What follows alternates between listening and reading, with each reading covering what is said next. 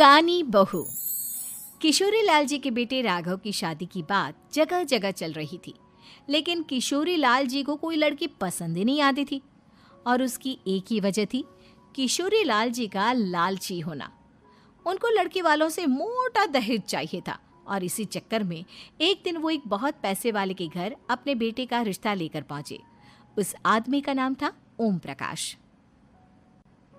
देखिए किशोरी लाल जी, मेरी एक ही बेटी है और मेरी सारी संपत्ति जायदाद सब कुछ मेरी बेटी नैना का ही है। पापा, नाम से लगता है बहुत खूबसूरत होगी। कितना अच्छा नाम है ना, नैना।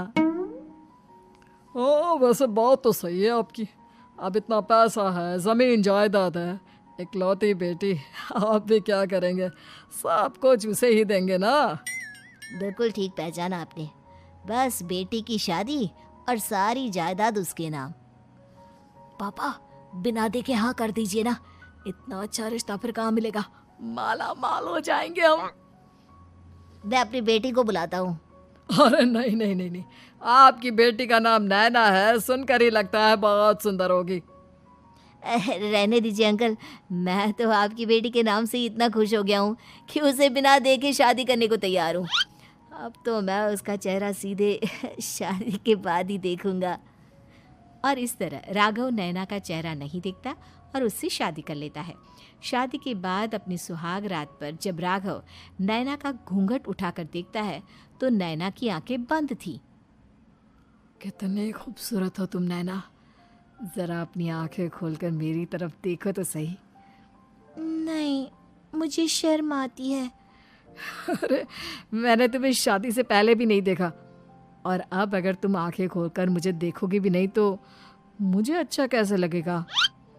इससे पहले कि नैना अपनी आंखें खोलकर राघव की तरफ देखती, अचानक से लाइट चली गई और राघव नैना को पूरी तरह से देख भी नहीं पाया। अगली सुबह नैना राघव के लिए नाश्ता बनाकर लेकर आई। अरे ये क्या, आधा पराठा सेका हुआ है और आधा बिल्कुल कच्चा। ये तुमने क्या किया नैना? बहू, तुमने क्या आधा पराठा तवे से नीचे लटका कर रखा था, जो आधा सिका है और आधा कच्चा? मुझे जितना दिखेगा उतना ही तो सीखूंगी ना पापा जी।